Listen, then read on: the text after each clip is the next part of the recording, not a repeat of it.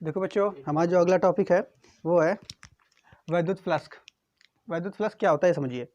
तो वैद्युत फ्लक्स जैसे हमने आपको बताया था, वैद्युत क्षेत्र जो होता है, ठीक है, कहीं पे अगर वैद्युत क्षेत्र फैला हुआ है तो उस वैद्युत क्षेत्र को दिखाने के लिए हम वैद्युत बल रेखाओं का प्रयोग करते हैं। समझ पा रहे हो कि नहीं? Yes, sir. हमने आपको बताया था कि जैसे कोई आवेश है तो इस आवेश से चारों ओर ऐसे ऐसे ऐसे ऐसे वैद्युत बल रेखा निकलती है ना। ये बल रेखाएं जो होती हैं काल्पनिक होती हैं। कैसे होती हैं? काल्पनिक होती हैं। ये केवल और केवल वैद्युत क्षेत्र को प्रदर्शित कर रहे हैं, है ना। वैद्युत क्षेत्र को प्रदर्शित करने का एकमात्र तरीका और कुछ नहीं है। तो यहाँ पे हमने देखो क्या 3 केस लिए हैं। एक पहला, ये वाला पहला, ये दूसरा, ये तीसरा। इसमें आप देखोगे क्या बच्चों, तीनों केसों में देखोगे क्या, ये हमने कुछ बल रेखाएं दिखाई हैं और ये जो बल रेखाएं हैं सब कैसी हैं? समांतर हैं। कैसी हैं? एक दूसरे के समांतर हैं और समदूरस्थ हैं। कैसी हैं? समांतर और समदूरस्थ। यानी हम कह सकते हैं कि ये वैद्युत क्षेत्र जो है ये कैसा है? एक समान वैद्युत क्षेत्र। कैसा है? एक समान वैद्युत क्षेत्र। अगर आपसे पेपर में एग्जाम में पूछा था एक समान वैद्युत क्षेत्र क्या होता है तो बताओगे ऐसा वैद्युत क्षेत्र जिसकी बल रेखाएं समांतर तथा समदूरस्थ हों, वह वैद्युत क्षेत्र एक समान वैद्युत क्षेत्र कहलाता है। इतनी बात समझ पाए कि नहीं? अब देखो हम क्या पढ़ रहे हैं, वैद्युत फ्लक्स। वैद्युत फ्लक्स क्या होता है? बिल्कुल सिंपल सी ये एक मान है कि इसको समझना है, एक टर्म है या राशि है, ये कह सकते हैं। हम ये कहेंगे देखो बच्चों कि अगर किसी भी काल्पनिक, विद्युत फ्लक्स क्या होता है? विद्युत फ्लक्स जो है वो क्या है? एक ऐसी राशि है कि उस राशि में क्या होता है, ये जैसे मान लेते हैं ये एक पृष्ठ है, ऐसे ये एक पृष्ठ है, ठीक, ये एक पृष्ठ है। इससे बल रेखाएं कितनी निकल रही हैं ये आप देख लो। ये एक पृष्ठ है, इससे बल रेखाएं कितनी निकल रही हैं ये आपको दिखा रहा है। दूसरे वाले पृष्ठ में देखो आप, अगर दूसरे वाले अगर पृष्ठ में आप देखोगे, इसको ऐसे बना दें, ठीक, ये एक पृष्ठ है, इससे बल रेखा निकल रही है ना। Yes, sir. अब देखो दूसरे वाले पृष्ठ में अगर देखेंगे,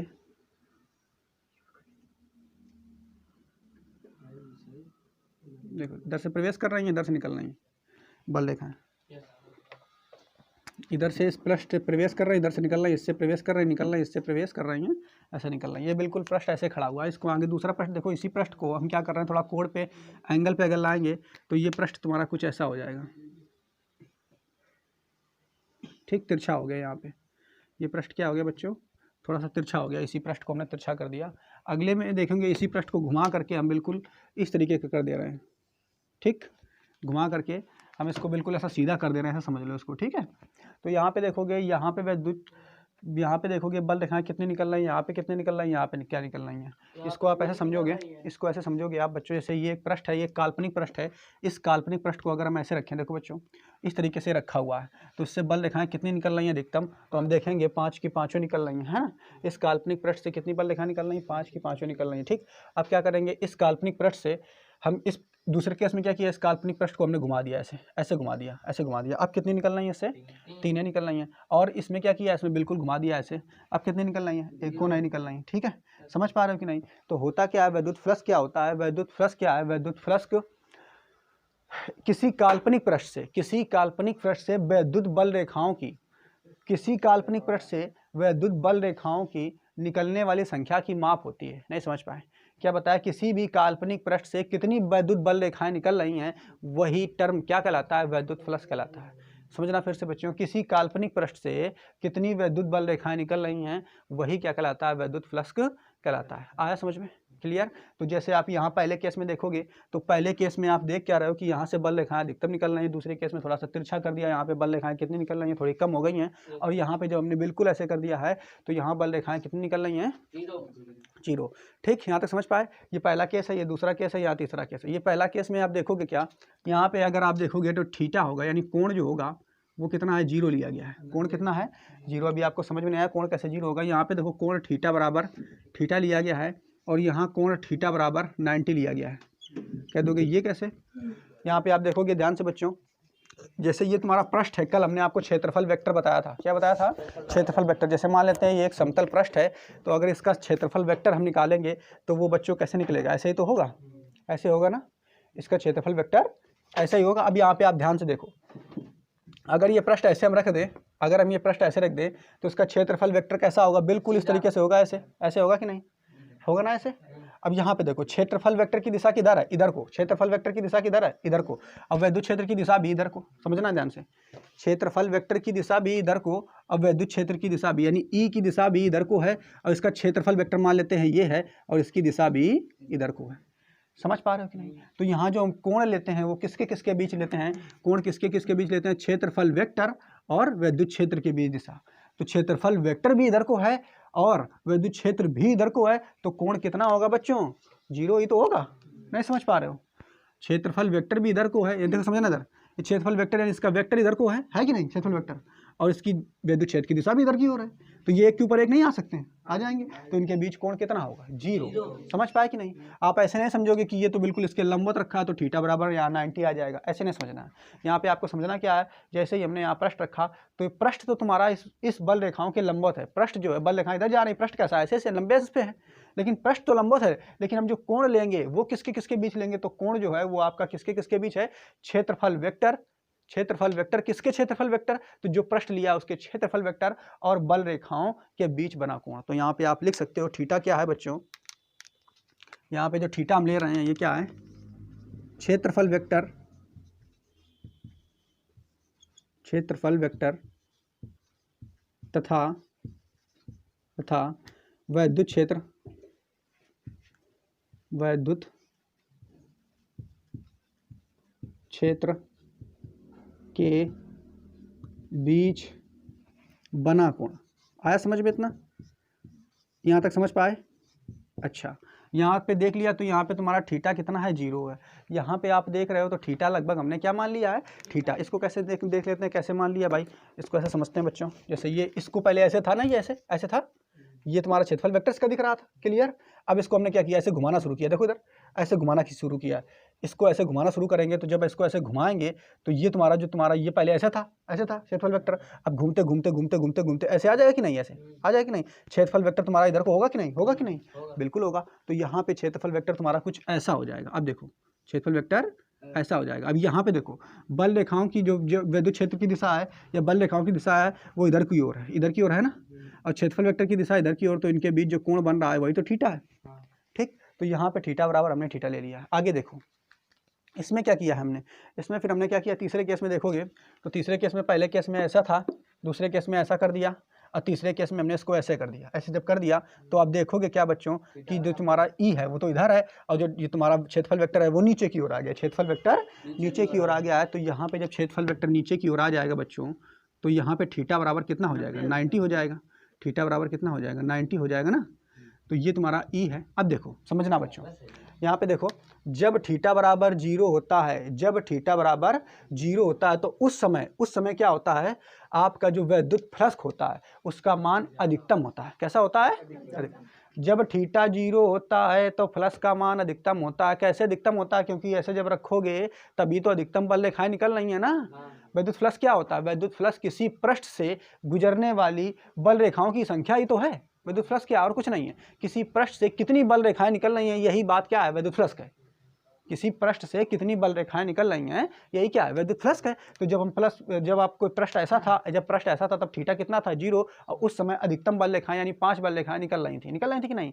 तो इस समय जो पहला केस है, इस समय जब थीटा 0 होता है तो उस समय जो वैद्युत फ्लक्स होता है वो कैसा होता है, अधिकतम। कैसा होता है, अधिकतम। अब दूसरे केस में हमने इसको थोड़ा झुका दिया है। अब जब झुका दिया तो अब देखो कितनी, एक ये वाली बल रेखा उससे नहीं निकल रही है, ये भी नहीं निकल रही है, तो 2 बल रेखाएं कम हो गई कि नहीं। अब इसी पृष्ठ से 2 बल रेखाएं कम हो गई, यानी वैद्युत फ्लक्स का मान घट गया है। तो दूसरे केस में थीटा बराबर जब थीटा होगा तो वैद्युत फ्लक्स का मान घट जाता है, अर्थात कम हो जाता है, ठीक है। अब यहाँ पे अगले केस में देखो तो बिल्कुल जब हमने ऐसे कर दिया, इसको क्या कर दिया यहाँ पे, जब थीटा तुम्हारा 90 हो गया है तब एक को बल रेखाएं नहीं कर रही पृष्ठ से, तो इस समय जो वैद्युत फ्लक्स होगा वो न्यूनतम होगा। आया समझ में। तो 3 बातें हमने आपको बताई। पहला, वैद्युत फ्लक्स क्या होता है, तो वैद्युत फ्लक्स क्या होता है तो आप तुरंत बताओगे, किसी पृष्ठ से कितनी बल रेखाएं निकल रही हैं, इसी बल रेखाओं की संख्या को, माप को ही हम वैद्युत फ्लक्स कहते हैं। दूसरा, उसमें एक केस बताया कि वैद्युत फ्लक्स का मान अधिकतम कब होगा, जब थीटा 0 होगा, न्यूनतम कब होगा, जब थीटा 90 होगा, ठीक है। तो यहाँ पे आप लिख सकते हो अधिकतम, क्या अधिकतम होगा, जब थीटा बराबर 0 होगा तो तुम्हारा फाई, वैद्युत फ्लक्स को हम फाई ई से प्रदर्शित करते हैं। क्या से प्रदर्शित करते हैं, फाई ई से। तो इसका मान होगा अधिकतम।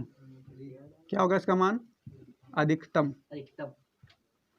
इधर देखो जब थीटा तुम्हारा 0 होगा तो तुम्हारा फाई ई यानी विद्युत फ्लक्स का मान अधिकतम होगा। जब थीटा 90 होगा तो तुम्हारा फाई ई, ठीक है, इसका मान जो होगा न्यूनतम होगा, यानी विद्युत फ्लक्स का मान होगा न्यूनतम, ठीक है।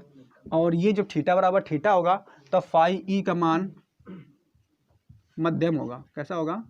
मध्यम, मतलब बीच का। समझ पा रहे हो कि नहीं? 3 कंडीशन में यहाँ तक समझ चुके हैं। इसके बाद अब आगे हम देखते हैं। देखो इधर बच्चों, अब यहाँ तक हम समझ गए 3 केस होते हैं। पहले केस में जब थीटा तुम्हारा 0 होगा तो उस समय विद्युत फ्लक्स का अधिकतम मान होता है। जब थीटा तुम्हारा 90 होगा तो विद्युत फ्लक्स का न्यूनतम मान होता है। और थीटा बराबर थीटा, थीटा बराबर थीटा का मतलब आप समझ लो, हमें जो ये थीटा का कोण लेना है वो 0 से ज़्यादा लेना है, 0 से ज़्यादा लेना है और 90 से कम लेना है। इतना याद रखना है आपको, ठीक है। जो ये थीटा मान लेना है 0 से ज़्यादा लेना है और 90 से कम लेना है। ऐसा अगर मान लोगे तो तुम्हारा बच्चों क्या होगा, जो विद्युत फ्लक्स का आएगा वो मध्यम आएगा। मध्यम का मतलब इससे कम रहेगा और इससे ज़्यादा रहेगा। समझ पाए? इसके बाद अब देखते हैं विद्युत फ्लक्स का जो फार्मूला होता है वो क्या होता है। तो यहाँ से विद्युत फ्लक्स जो होता है वो फाई ई होता है। देखो बच्चों, विद्युत फ्लक्स जो होता है, इधर देखो, विद्युत फ्लक्स फाई ई बराबर, देखो इधर फाई ई बराबर क्या होता है, E dot A cos theta. यहाँ पे समझना ई क्या है, तो ई आप देख रहे हो ना, ये विद्युत क्षेत्र है, देख रहे हो ना विद्युत क्षेत्र। ई क्या है? विद्युत क्षेत्र है। ए क्या है? ए, तो ये तुम्हारा क्षेत्रफल सदिश है। क्या है बच्चों? क्षेत्रफल। ई क्या है? तो तुरंत आप देखोगे, बताओगे ये आपका विद्युत फ्लक्स का है। ए क्या है? क्षेत्रफल सदिश या क्षेत्रफल भी हम इसको कह सकते हैं, ठीक है। आया समझ में यहाँ तक? क्या है? ई आपका विद्युत क्षेत्र है और ए क्या है? तो क्षेत्रफल या क्षेत्रफल सदिश है। थीटा क्या है? तो थीटा अभी आपको बताया हमने, थीटा क्षेत्रफल वेक्टर तथा विद्युत क्षेत्र के बीच बना कोण होता है। यहाँ आप चाहो तो लिख लो, थीटा तो ये हो गया, ई क्या हो गया? तो ई आप लिख लो विद्युत क्षेत्र, विद्युत क्षेत्र। ए क्या हो गया? तो ए के बारे में लिख लो क्षेत्रफल, सतह का क्षेत्रफल या क्षेत्रफल लिख लो। क्षेत्रफल कौन सा सतह है जो तुम ये काल्पनिक सतह ले रहे हो, इसी का क्षेत्रफल है। आया समझ में? तो विद्युत फ्लक्स का ये वाला फार्मूला आपको बिल्कुल ध्यान रखना है, 100% ही इसको आपको याद रखना है। आया समझ में? तो क्या होता है, देखो इसको इस फार्मूले से अब हम ये जो तीनों केस ये देखे हैं ना बच्चों, इस फार्मूले से हम तीनों केसों की सहायता से विद्युत फ्लक्स निकाल सकते हैं। अगर आपको थीटा दिया गया है, अगर आपको थीटा दिया गया है तो आप निकाल सकते हो कि विद्युत फ्लक्स कितना होगा। देखो यहाँ पे थीटा बराबर अगर हम 0 रखेंगे, थीटा बराबर अगर हम 0 रखेंगे तब इस कंडीशन में देखो इधर थीटा बराबर जब 0 रखेंगे, जब थीटा बराबर 0 आएगा बच्चों तो इस कंडीशन में तुम्हारा क्या आएगा, देखो फाई ई बराबर E dot A cos theta का जगह है 0, 0 का मान होता है 1, कॉस 0 का मान 1 होता है। तो तुम्हारा यहाँ से जो फाई ई का मान आएगा वो ई डॉट ए आएगा। क्या आएगा? E dot A.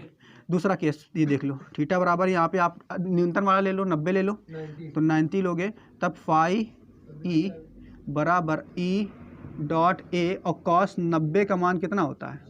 0, तो पूरा 0 हो जाएगा। तब तुम्हारा देखो यहाँ प्लस कितना हो गया? 0।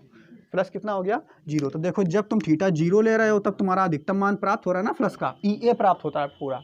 और जब थीटा तुम कितना ले रहे हो? 90 ले रहे हो, तब तुम्हारा देखो 0 मान प्राप्त हो रहा है, यानी न्यूनतम मान प्राप्त हो रहा है। वैसे भी हमें प्राप्त हो रहा था इसके द्वारा, कल्पना से ही, है ना। और दूसरा सूत्र के द्वारा भी हमें मान प्राप्त हो रहा है। जब थीटा का मान 0 लेते हो तो अधिकतम ये प्राप्त होता है, और जब थीटा का मान 90 लेते हो तो न्यूनतम में 0 प्राप्त होता है। आया समझ में? तो यहाँ तक तीनों केसों को हमने अध्ययन कर लिया। अब देखो यहाँ पे हमें क्या समझना है बच्चों, अब हमें एक ऐसा प्रश्न लेना है, इतनी चौथा केस हमें देखो बच्चों समझना है। एक हमें ऐसा प्रश्न लेना है जो कि टेढ़ा मेढ़ा हो। समझना, पहले एक ऐसा प्रश्न लेना है जो कि अनियमित हो। कैसा बच्चों? अनियमित का मतलब होता है टेढ़ा मेढ़ा, अनियमित।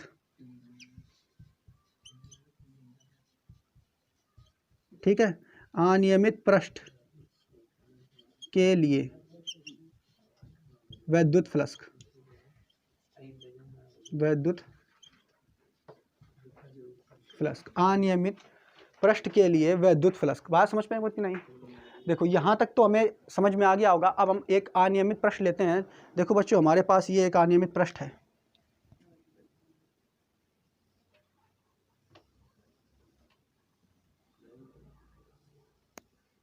ये टेढ़ा मेढ़ा पृष्ठ है। ये कैसा था, इसका हमें क्षेत्रफल मालूम था। इसका हमें क्षेत्रफल मालूम था, कितना था a, क्योंकि ये एक आप देख रहे हो आयत था ना, अगर जो अभी आपको दिखाया था, इसका क्षेत्रफल तुम बड़ी आसानी से निकाल लोगे। इसका क्षेत्रफल तुम आसानी से निकाल लोगे, इसकी लंबाई निकाल लोगे, इसकी चौड़ाई निकाल लोगे, दोनों का गुणा कर लोगे और क्षेत्रफल तुम्हारा a जो है a, ये निकाल लोगे। तुम निकाल लोगे कि नहीं। अब ये देखो ये कैसा है, ये तो बिल्कुल टेढ़ा लंबा, ये यहाँ से अगर देखो तो ये तुम्हें मिल रही है, मान लो इसकी लंबाई चौड़ाई मिल रही है, तो इसकी ये लंबाई देखो कैसी टेढ़ी मेढ़ी है, नहीं मिल रही ना, एकदम सीधी तो है नहीं। तो इसका क्षेत्रफल निकालना बड़ा कठिन है। तो जब ऐसा कोई प्रश्न आ जाए जिसका क्षेत्रफल टेढ़ा मेढ़ा हो, उसका क्षेत्रफल हम आसानी से ना निकाल पाएँ, तब उसके लिए हम विद्युत फ्लक्स कैसे निकालते हैं उसको देखो। तो बच्चों हम क्या करेंगे, जब ऐसी स्थिति आ जाए कि कोई टेढ़ा मेढ़ा प्रश्न आ जाए, मान लो, ठीक है, किसी भी तरीके का टेढ़ा मेढ़ा प्रश्न आ जाए, ये हमने ऐसा बना दिया है, कैसा भी आ जाए, उससे तुम्हें विद्युत फ्लक्स निकालना है, तो उसके लिए देखो क्या सोचा जाता है, उसको देखिए आप लोग। यहाँ पे हम मान लेते हैं ये इससे विद्युत बल रेखा निकल रही है। इधर देखो बच्चों, इससे इस पृष्ठ से विद्युत बल रेखा निकल रही है, ठीक, इस पृष्ठ से विद्युत बल रेखाएं ऐसे निकल रही हैं।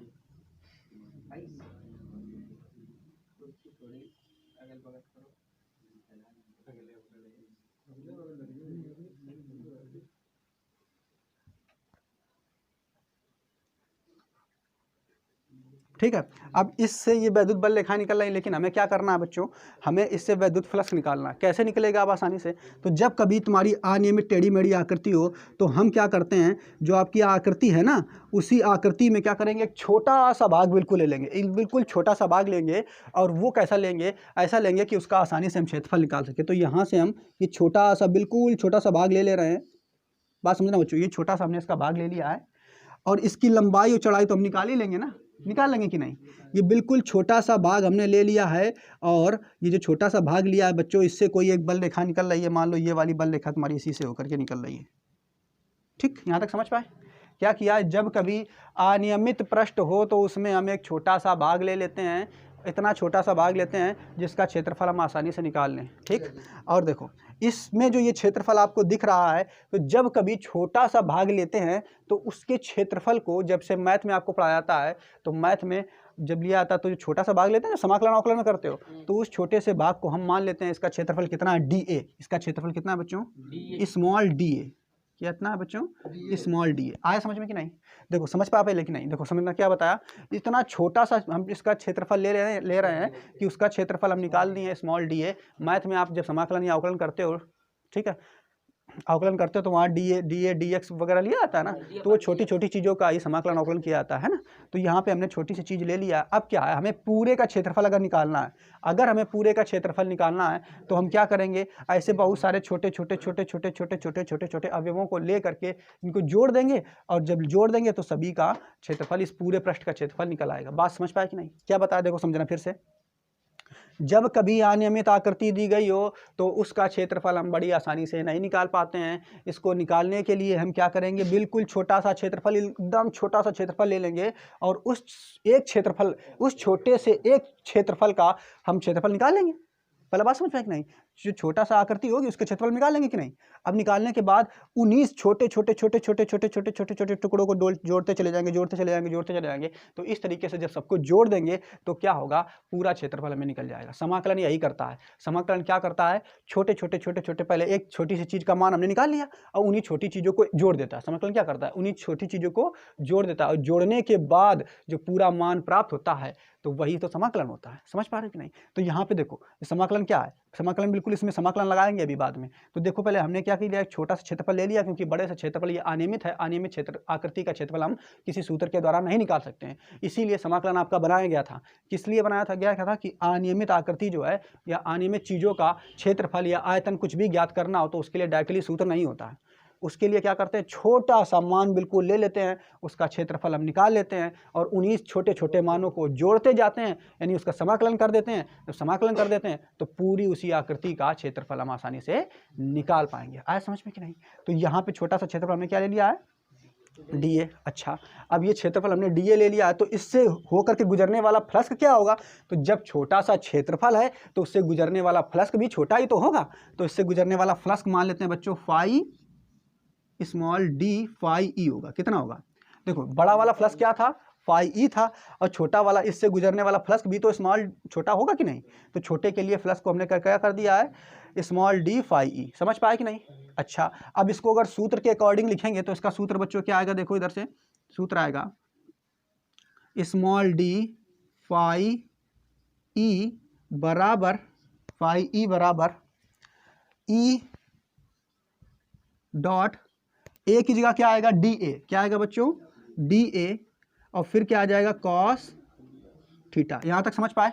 क्या बताया देखो बच्चों, देखो इधर ये क्या छोटा सा क्षेत्रफल है, और इस छोटे से क्षेत्रफल को हमने डी ए ले लिया है, और ये क्या है, ये छोटा सा क्षेत्रफल है, तो छोटा सा फ्लक्स गुजरेगा उससे, भाई छोटा सा फ्लक्स तो गुजर रहा है, लेकिन टोटल विद्युत क्षेत्र कितना है, तो टोटल विद्युत क्षेत्र इतना, टोटल तो इतना ई तो है पूरा। समझ पा रहे हो कि नहीं? ये टोटल विद्युत क्षेत्र कितना ई है। अब इसको ना छोटा कर देना कि विद्युत क्षेत्र भी छोटा होगा, विद्युत क्षेत्र तो पूरा है ना।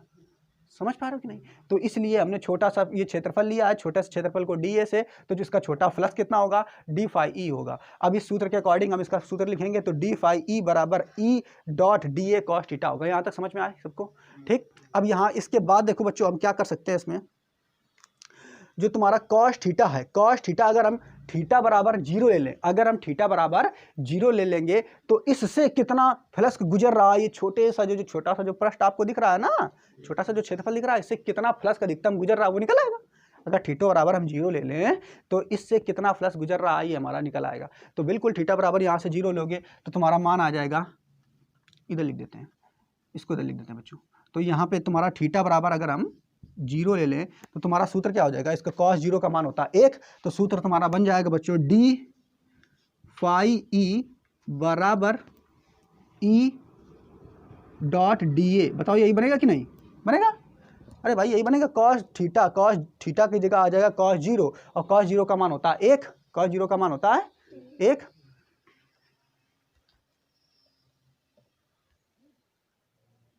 देखो इधर, तो बस कॉस थीटा बराबर 0 हो जाएगा, तो 0 हो जाएगा, तो इसलिए तुम्हारा कॉस 0 का मान होता है 1, और 1 का गुणा इसमें करोगे तो यही तो आएगा ना। समझ पा रहे हो ना सब लोग? अब ये जब आएगा तो ये तुम्हारा सूत्र क्या बन जाएगा, डी फाई ई बराबर ई डॉट डी ए। यहाँ तक समझ पाए? ई डॉट डी ए हो जाएगा। अब देखो क्या करेंगे, अब हमें ये हमें पता चल चुका है कि ये जो छोटा सा पृष्ठ हमने क्षेत्रफल लिया है, इससे फ्लक्स कितना निकल रहा है, कितना निकल रहा है, इस पृष्ठ से जो छोटा सा हमने क्षेत्रफल लिया है, इससे कितना फ्लक्स निकल रहा है, तो इतना निकल रहा है। लेकिन हमें चाहिए क्या, हमें पूरे से कितना फ्लक्स निकल रहा है ये चाहिए। तो क्या करना पड़ेगा, जोड़ दें, इसको जोड़ेंगे। तो जोड़ने के लिए कौन आया, समाकलन भैया। अब इसका पूरा हम समाकलन कर देंगे। क्या कर देंगे, समाकलन का कर देंगे, तो पूरे का फ्लक्स हमें पता चल जाएगा। तो बस इसका समाकलन करेंगे। तो समाकलन कैसे करेंगे बच्चों, देखो इधर डी फाई और ई डॉट डी ए, इसका पूरे का समाकलन हम कर देंगे बच्चों। तो समाकलन का चिन्ह ऐसे ही तो लगता है, ठीक है। समाकलन ऑफ होल कर्व, समाकलन ऑफ होल कर्व। ये होल कर्व का मतलब क्या है, इस पूरे का समाकलन करना। समाकलन का मतलब आप ये समझ लो, इस पूरे को हमें छोटे छोटे टुकड़ों को जोड़ देना है। अब छोटे छोटे टुकड़ों को जोड़ देंगे तो बस हमारा समाकलन जब होगा तो मान क्या होगा, जो तुम्हारा ये छोटा सा मान था, छोटा सा जो क्षेत्रफल था, ये बड़ा बन जाएगा। ये छोटा सा जो क्षेत्रफल था ये बड़ा बन जाएगा, छोटा सा जो फ्लक्स था वो भी बड़ा बन जाएगा। कैसे समाकलन होगा इसको देख लेते हैं इधर। देखो इधर, अब क्या करेंगे बच्चों, इसका हम समाकलन करेंगे। ये तुम्हारा क्या आ गया, समाकलन ऑफ होल कर्व किसका, डी फाई बराबर समाकलन ऑफ डी डॉट ई ए। अब क्या करेंगे, देखो बच्चों इसका समाकलन हमें करना, तो यहाँ पे तुम्हारा डी फाई जो है ये तो ऐसे ही आ जाएगा, समाकलन ऑफ डी फाई बराबर, अब देखो ये ई जो है, ई ये फिक्स है वैल्यू, ये फिक्स है, और जो फिक्स वैल्यू होती है उसका समाकलन नहीं होता, उसको बाहर निकाल लिया। ये पहले पूरा है, इसका क्या समाकलन करोगे, इसको क्या जोड़ोगे, पहले से पूरा है, तो वो जो वैल्यू पूरी होती है उसका समाकलन इसीलिए नहीं किया जाता है। जैसे 2 होता है, 2 में तुम क्या जोड़ोगे, तो उसका समाकलन नहीं किया जाता है। इसीलिए क्यों नहीं, क्योंकि उसमें क्या जोड़ जोड़ के तुम निकालोगे ना, समझ पा रहे हो, इसीलिए उनको बाहर निकाल लिया था। तो यहाँ पे ये पूरा फिक्स वैल्यू है, पूरी वैल्यू है, तो इसलिए इसको बाहर निकाल लिया जाएगा। तो ये तो तुम्हारा आ जाएगा बाहर, ई आ गया तुम्हारा बाहर, ठीक। अब फिर बचेगा क्या, इधर देखो डी ए बचेगा। समझ पाए कि नहीं?